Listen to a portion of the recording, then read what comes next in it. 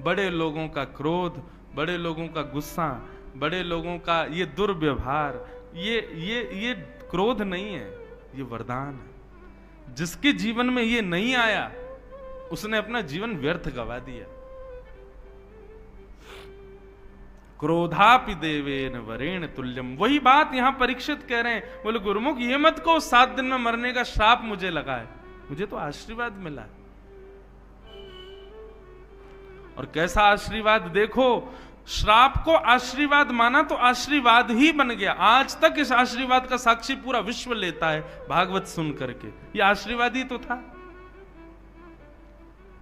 परीक्षित जी ने अगर उसको श्राप ही माना होता ना तो वो श्राप ही बन गया होता, लेकिन परीक्षित जी ने उसको स्वीकार किया एक आशीर्वाद के रूप में। ऐसी बंधुओं जीवन में कैसी भी स्थिति आवे, विपरीत भी आवे ना, उसको भी भगवत कृपा मानो तो विपरीत स्थिति विपरीत नहीं रहेगी, वो कृपा ही बन जाएगी ठाकुर जी की। आप सकारात्मक बुद्धि से जियो तो सही। हमारे साथ ऐसा हो गया, हमारे परिवार में ऐसा हो गया, मत बोलो ये सब। आप उसको गलत मानोगे तो वो गलत है, लेकिन आप सोचो कि चलो ये गलत हुआ, कोई बात नहीं, ठाकुर जी की कोई और इच्छा होगी, शायद कुछ मंगल करना होगा। आप ऐसा मानेंगे, जैसे ही मानेंगे तुरंत आप देखना कि वो आपको प्रसाद जैसी दिखने लगेगी वो स्थिति। ये मैंने अनुभव किया अपने जीवन में। आप लोग मुझसे भी बड़े हो उम्र में, कई लोग, मेरा तो इतना अनुभव नहीं, पर इतने दिनों में भी जो अनुभव हुआ उसको मैं साझा करूं तो ऐसा ही है कि आप विपरीत स्थिति को भी ऐसा मान लो कि ये ठाकुर जी की इच्छा है, शायद ये मेरा निर्माण इसी से होगा, तो हो ही जाएगा। लेकिन आप उसको गलत नकारात्मक रूप से लोगे कि ये क्या कर दिया भगवान ने, सब गलत कर दिया, ये तो गलत ही हो जाएगा वो। राजा परीक्षित को 7 दिन में मरने का श्राप लगा, लेकिन उन्होंने मुस्कुरा करके वरदान मान करके उसको स्वीकार किया। अपने पुत्र जन्मेजय को राज्य गद्दी पर बिठाया इंद्रप्रस्थ के, और स्वयं आ गए कहां, इसी नगर में।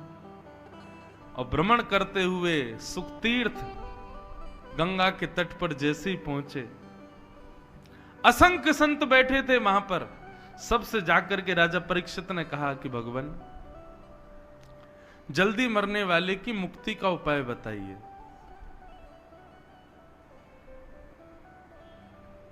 सबने अलग अलग भाव बताए, लेकिन तभी वहां पर श्री सुखदेव जी का आगमन हुआ। हाथ जोड़ करके सब लोग वंदन करो। तत्रा भवद भगवान व्यास पुत्रो यदिच्छया कामट मानो नपेक्ष अलक्षलिंगो निजलावतुष्टो व्रतस्य वालै अवधूत भेष। बोलो सुखदेव जी महाराज की। अच्छा, यहां पर परीक्षित जी ने सुखतीर्थ में आकर के एक आसन लगाया और कहा जल्दी मरने वाले की मुक्ति का उपाय क्या है, इसका उत्तर जो भी दे इस आसन पर बैठ के दे। मेरे जीवन के 7 दिन बचे, मैं क्या करूं। तो किसी ऋषि की इतनी हिम्मत नहीं हो रही थी कि उस आसन पर बैठ जाएं। बोले कहीं हमने 7 दिन में मुक्ति नहीं दिलाई तो। लेकिन महाराज सुखदेव जी का कैसा स्वरूप, सीधे चलते हुए आए, आसन पे ही आके बैठे सीधे। मानो उनको इतना विश्वास था कि अब तो परीक्षित तुम हमारे हाथ में हो, हम ही पार करेंगे तुमको। ऐसा गुरु बंधुओं जीवन में सबको प्राप्त हो। सुखदेव जी आकर के विराजमान हो गए। परीक्षित जी ने चरणों में प्रणाम किया और चरणों में प्रणाम करते हुए कहा भगवान आप जैसे संतों का तो घर बैठ के स्मरण कर लें तो पवित्र हो जाते हैं, परंतु प्रत्यक्ष दर्शन मिल जाए तो कहना ही क्या है। नाथ, मैं आपके चरणों में प्रणाम करते हुए कहता हूं मेरे जीवन के केवल 7 दिन बचे हैं, मुक्ति का उपाय बताइए। मैं 7 दिन में मुक्ति कैसे प्राप्त करूं। अतः पृच्छामि संसिद्धिम योगिनाम परमम गुरुम पुरुषस्येह यत् कार्यम म्रियमाणस्य सर्वथा। मेरे जीवन के केवल 7 दिन बचे। और परीक्षित के इस भाव को सुन करके श्री अब सुखदेव जी यहां से बोलना प्रारंभ करते हैं। मैं ये भाव जब भी सुखदेव जी कथा में आते हैं तब ये भाव जरूर गाता हूं, और आज तो हम ही सुख तीर्थ में आए हैं, तो आज कैसे रह जाऊं। जिनकी शरण से आज मेरा जीवन है, जिनकी शरण से आज मेरी कथा से कितनों का जीवन चल रहा है, कितनों की कथा से कितनों का जीवन चल रहा है, ऐसे शरणागत वत्सल श्री सुखदेव जी को हम यही कहते हैं, तेरी शरण में आके मैं धन्य हो गया, तेरी शरण में आके मैं धन्य हो गया, तेरी शरण में आके मैं धन्य हो गया, तेरी शरण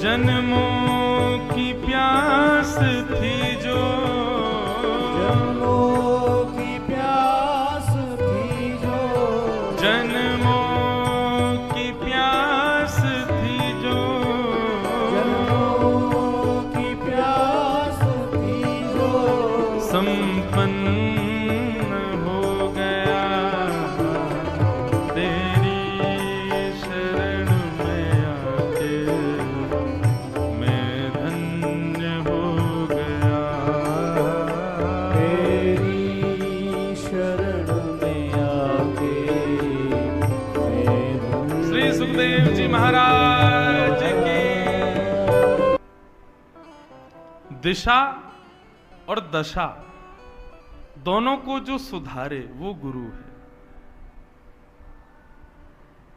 अनंत गुरुओं की ऐसी कथाएं आती हैं जिन्होंने अपने वचनामृत से, कल ही मैंने बताई थी, अंगुलीमाल को बुद्ध भगवान ने केवल एक बात कही और उसी से अंगुलीमाल का जीवन बदल गया। ऐसे ही एक भक्त का चरित्र भी हम हिसार में सुना रहे थे, घाटम दास जी। उनका नाम पहले घाटम ही था, दास जी तो वो बाद में बने।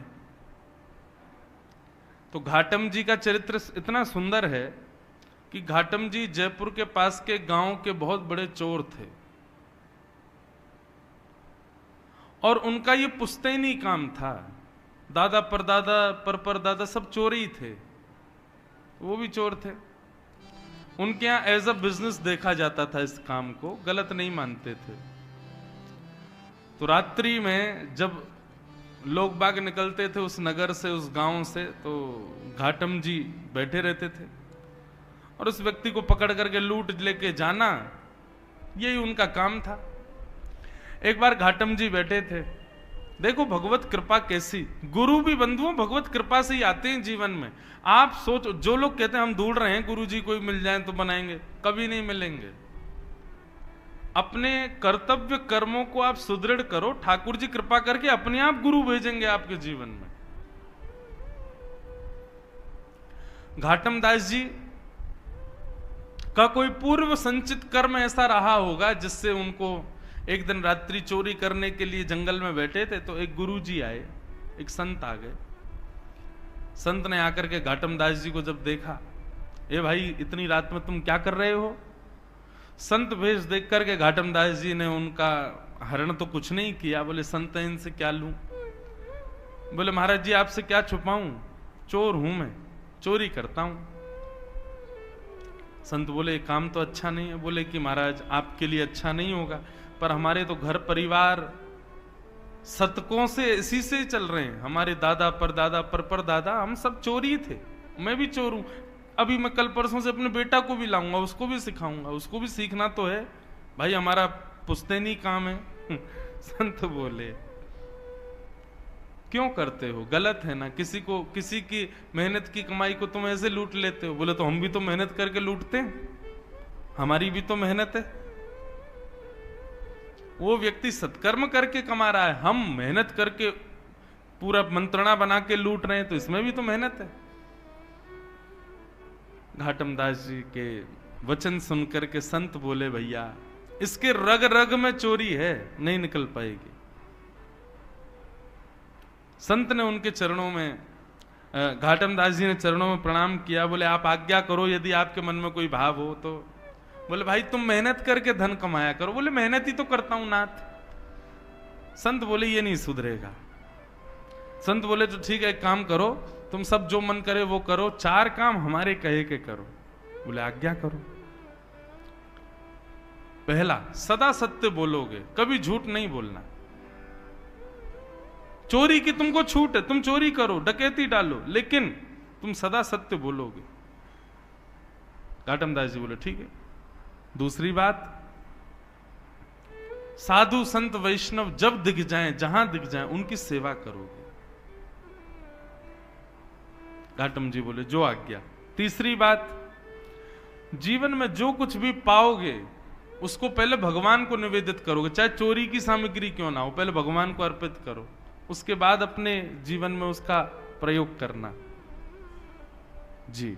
और राह चलते किसी भी मठ मंदिर को यदि देखो तो 100 काम छोड़ के पहले वहां प्रणाम करो, दर्शन करो, परिक्रमा करो, फिर आगे चले। ये 4 काम तुमको करने, समझ आ गए कौन कौन से?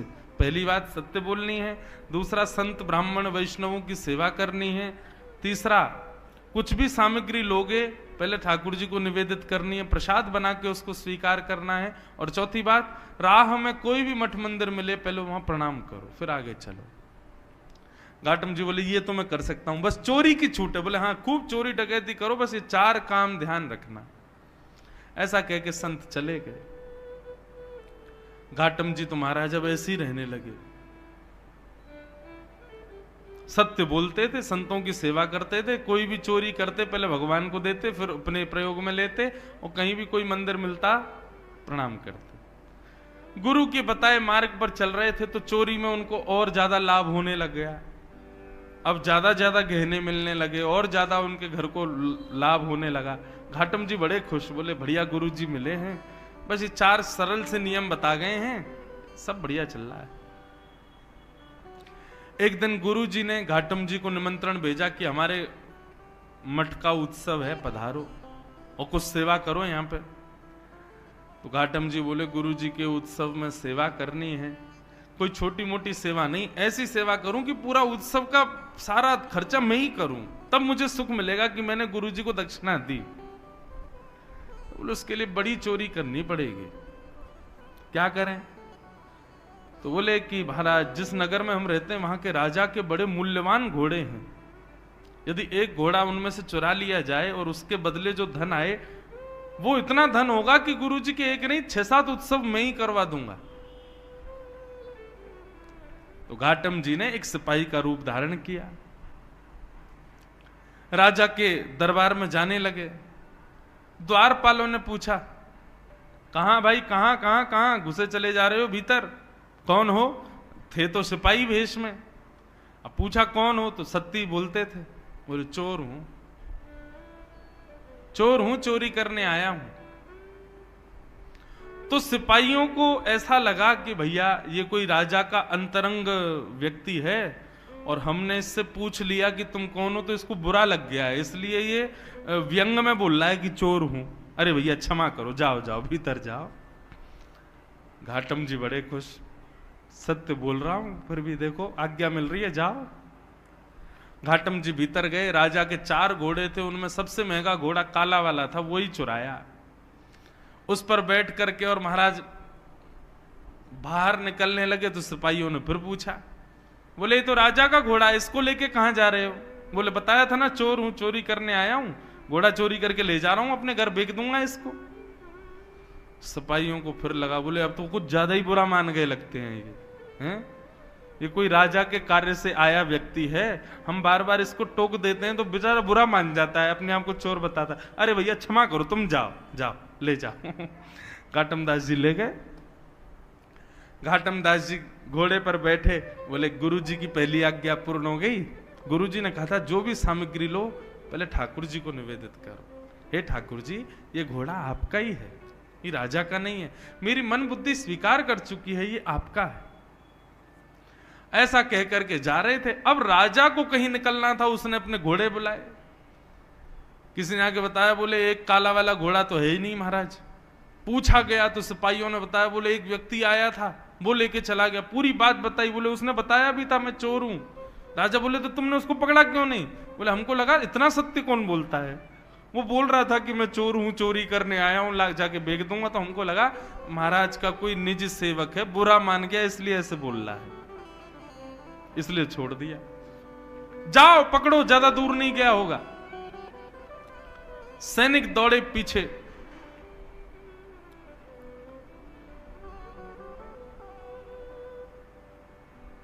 सैनिक पीछे दौड़े। अब यहां घाटम जी घोड़ा लेकर के जा रहे थे। रास्ते में ही एक मंदिर मिल गया और मंदिर में पूजा सेवा चल रही थी। घाटम जी को वैसे भागना तो था, बोले भैया पीछे सैनिक लगे हैं, लेकिन नहीं, कोई बात नहीं, पकड़े जाएंगे तो ठीक है, गुरु आज्ञा रक्षा करेगी। गुरु जी ने कहा था पहले मंदिर प्रणाम करना। घोड़े को एक पेड़ पर बांध दिया, घाटम जी भीतर चले गए। मंदिर में दर्शन करने के लिए गए, इतने में ही सिपाही आए। सिपाहियों ने मंदिर के बाहर पेड़ से बंधे हुए घोड़े को देखा। घोड़े की कद काती और उसका नैन नक्श तो सब वही थे जो राजा के घोड़े के थे, पर उसका रंग अब श्वेत हो गया था। वो काला नहीं था, अब सफेद हो गया था। क्यों? क्योंकि घाटम जी ने उसको भगवान को निवेदित कर दिया था। बोले ठाकुर जी आपका है। ठाकुर जी ने उसका रंग ही बदल दिया। बोले राजा का तो काला था, भगवान का तो सफेद है। सैनिक गए महाराज, सैनिक सब घेर के खड़े थे। घाटम जी अंदर से मंदिर से पूजा पाठ करके परिक्रमा करके बाहर आए, देखा सैनिक खड़े। सैनिकों ने पूछा, हाँ भाई ये घोड़ा किसका है?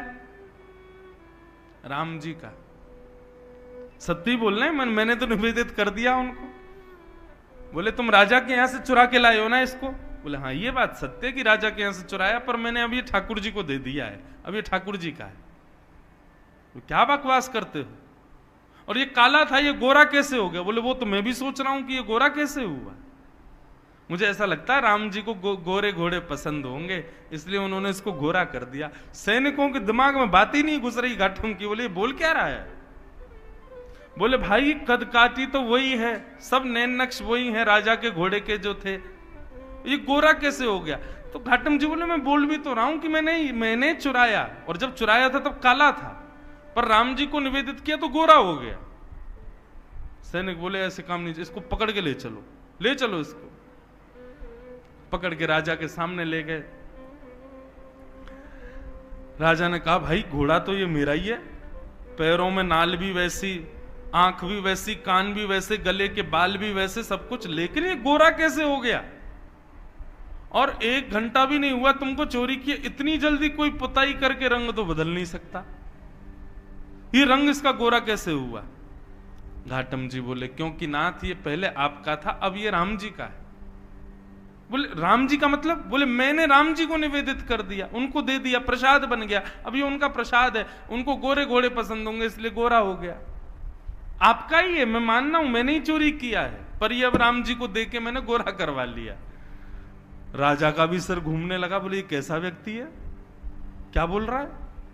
बोले सुनो ये झूठ बोल रहा है, ये चोर को बचाने का प्रयास कर रहा है। चोर तो इसने भगा दिया असली घोड़े के साथ, और ये नकली घोड़ा लाके हम लोगों को गुमराह कर रहा है।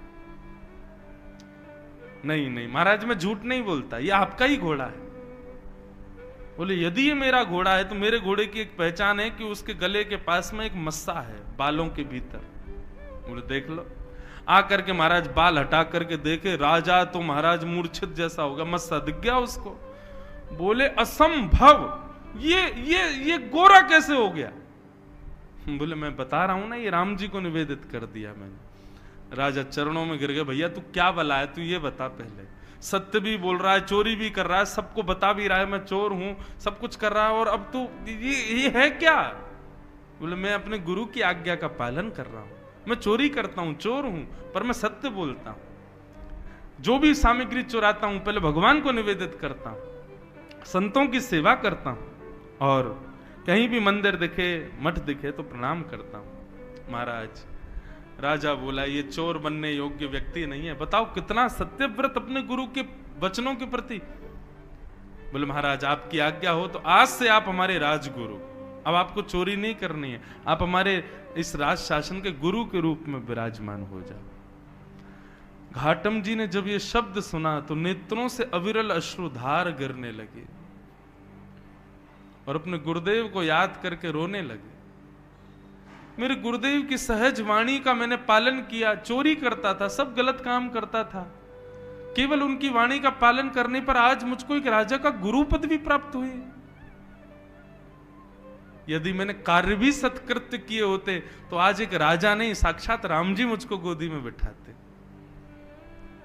मैं आज के बाद चोरी नहीं करूंगा। और उस दिन से घाटम जी का नाम बदल गया और उन्होंने अपना नाम रखा घाटम दास। और केवल साधारण सी गुरु आज्ञा से एक चोर, जिसके पुश्तैनी चोर हैं सब, ऐसे घाटम जी परम भक्त वैष्णव हो गए। पर घाटम दास जी पद लिखते थे, उनका एक पद बड़ा सुंदर है। घाटम दास जी क्या गाते?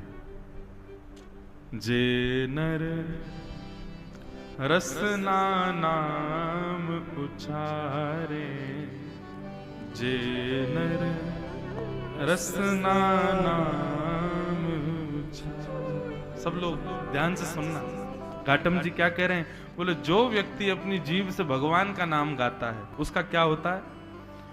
केतक बात आप तरवे की, केतक बात आप तरवे की, कोटि पतित निस्तारे, कोटि पतित निस्तारे। जे नर रसना नाम उचारे, जे नर रसना घाटम दास जी कहते हैं यदि तुम सोच रहे हो कि तुम अपना कल्याण स्वयं कर लोगे, कभी नहीं कर पाओगे। जब तक तुम्हारी जिह्वा पर भगवान नाम नहीं आएगा तब तक तुम्हारा कल्याण नहीं हो पाएगा। इसलिए अपनी जिह्वा पर दुनिया भर की सामग्रियों को बैठा करके उसको सुशोभित मत करो। जीव तो तब सुशोभित होगी जब राम नाम इस पर विराजमान होगा।